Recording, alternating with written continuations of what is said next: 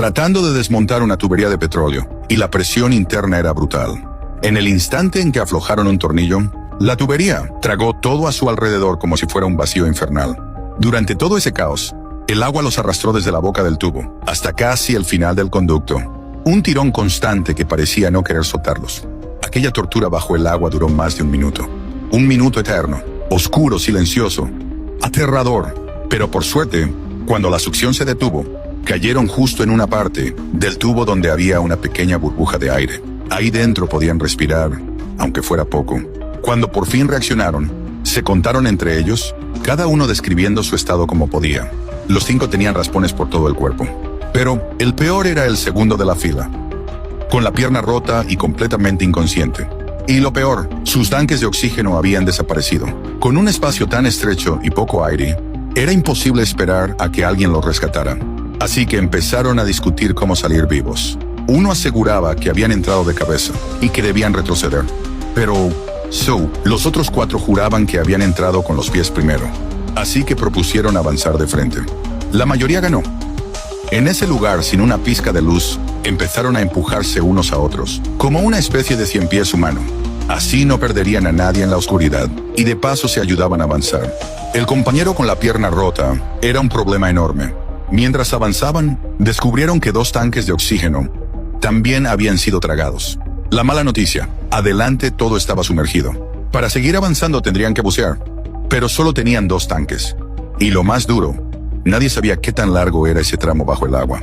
Una vez que bajaran, no habría vuelta atrás. Y había otro problema, el herido. En seco podía arrastrarse un poco, pero bajo el agua no tenía ninguna oportunidad. Y como estaba en segunda posición, nadie detrás de él podía pasarlo. Así que Chris tomó una decisión, ir solo hacia adelante con un tanque. Prometió que si lograba salir, volvería a buscar ayuda para rescatarlos.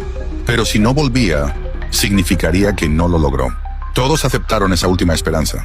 Chris, aun dudando de la dirección, siguió avanzando. Todavía no sabía si iba hacia la salida o hacia su final, pero aún así respiró hondo y siguió adelante con un peso en el pecho. Al poco rato, encontró otro tramo elevado del tubo. Era corto, pero suficiente para descansar. Se quitó el tanque, respiró y siguió. Pero la siguiente inmersión lo hizo sentir una desesperación real, sin rumbo, cansado al límite. Y lo más horrible, según su experiencia de buceo, el tanque ya estaba a punto de vaciarse. No tenía casi nada de aire. Su cuerpo, agotado, le pedía rendirse. Pero justo entonces, escuchó un golpe metálico delante. Tocó con la mano y descubrió otro tanque de oxígeno. Chris casi lloró de alivio. Empujó el tanque vacío hacia atrás, aunque fuera incómodo. El nuevo no tenía boquilla, pero no dudó ni un segundo. Se lo metió entero en la boca, tragando ese horrible sabor a petróleo mientras nadaba. Su cuerpo se apagaba, pero ese tanque le devolvió un rayo de esperanza. 30 minutos más de esfuerzo brutal, y llegó a una salida. Chris estaba emocionado y aterrorizado, porque si era un callejón sin salida, toda su lucha habría sido inútil. Su vida dependía de unos segundos. Reunió fuerzas y nadó hacia arriba, y en cuanto emergió vio un destello de luz. Todavía había una sección de tubo que bloqueaba la salida, pero aún así sonrió. Había llegado. Gritó pidiendo ayuda, y de pronto una cabeza apareció. Era su compañero, el que estaba trabajando en la superficie. Al no ver el movimiento de los buzos por mucho tiempo, había bajado a revisar. Pero cuando llegó, no encontró a nadie. Justo entonces escuchó a Chris golpeando el tubo.